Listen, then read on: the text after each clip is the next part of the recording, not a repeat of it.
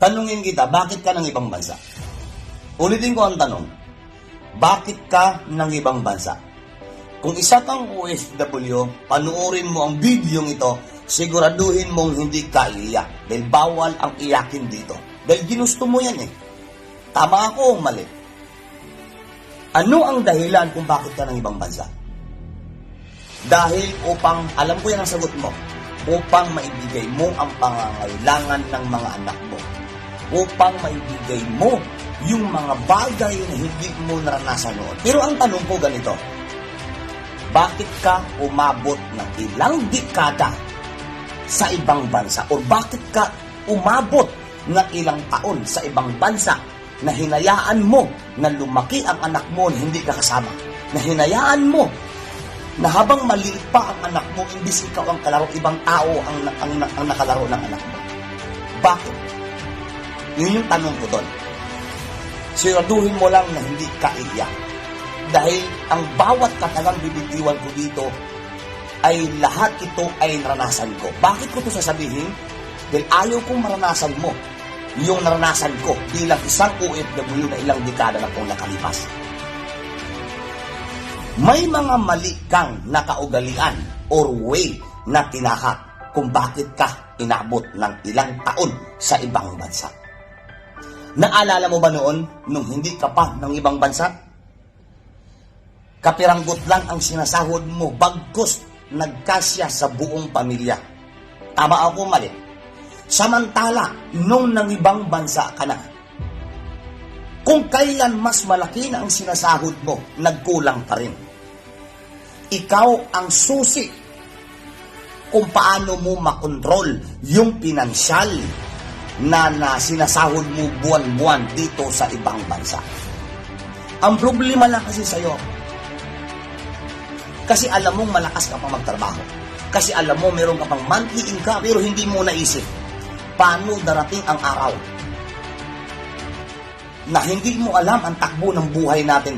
Hindi mo alam next year ay baldado ka na. Hindi mo alam next year ay wala ka ng lakas magtrabaho dahil meron ka ng kapansanan. Mag-ipon ka. Pangalawa, ikaw mismo ang susi kung paano mo makontrol ang mga income na ipapadala mo sa bansang Pilipinas. Reminders, lala mo noon, nung nasa Pilipinas pa ng trabaho, na pagkasya mo sa iyong pamilya, yung kapiranggot na sinasahod mo. Samantala ngayon, doble or triple ang sinasahod mo. Ikumpara mo nung namasukan ka pa o nangamuhan ka pa sa bansang Pilipinas. Pero bakit ka inabot ng ilang taon? Yan yung tanong ko. Bakit ka inabot ng ilang taon o dekada dito sa ibang bansa? Dahil ikaw ang may mali. Ulitin ko, ikaw ang may mali. Dahil hindi mo alam kung paano mo i-control yung pinansyal, yung perang pumapasok sa iyo buwan-buwan. Ikaw ang susi kung paano mo i-control yan. Huwag mong sanayin ang iyong pamilya sa bansang Pilipinas na kailangan pag meron silang hiniing, iibigay mo agad. Ikaw mismo ang mag-control. Dahil bandang huli, kapag uuwi ka sa bansang Pilipinas, ikaw ang kawawa at iyong buong pamilya o iyong mga anak. I-control mo ang mga bawat pera pumapasok sa iyong buwan-buwan. Kung hindi kinakailangan bilhin ang isang bagay, huwag mong bilhin. Pagtsagaan mo kung ano ang meron ka. Hindi lahat ng oras na maaari mong ibigay sa iyong pamilya o sa iyong mga anak ang luho na gusto nila. Isipin mo magiging bukas. Bawal umiyak dito. Sobrang hirap bilang isang OFW. Sobrang hirap bilang isang OFW. Like me, na inabot na po ng ilang dekada, hindi ko po nakakasama ang pamilya ko. Ayaw ko pong maranasan mo kung ikaw po ay baguhan pa lang sa ibang bansa. Magkaroon ka ng gulo sa buhay. Ikaw mismo ang susi kung paano mo makontrol ang pera or monthly na tanggap mo dito sa ibang bansa. Dahil triple na po ang sinasahod mo or double na po ang sinasahod mo ikumpara mo sa Pilipinas. Huwag mong hayaan na lumaki ang anak mo na hindi mo kasama.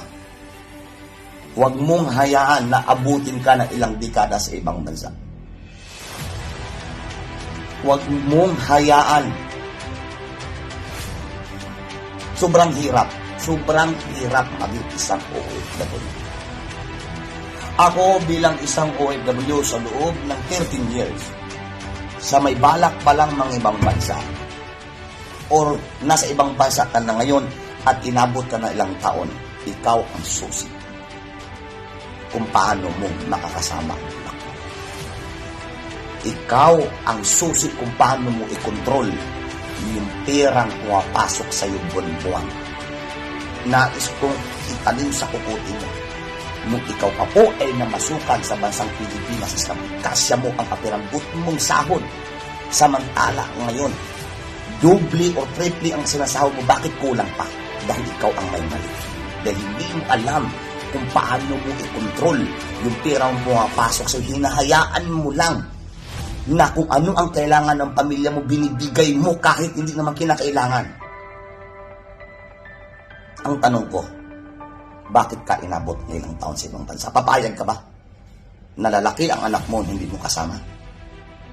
Papayag ka na lang ba? Ang ipon mo puro resibo. I hope na gets mo ang pinupuin ko dito. Dahil ayaw ko pong maranasan. Yung naranasan ko na hindi ko po kasama aking mga anak na lumalaki sila. Pero may plano ang Panginoon.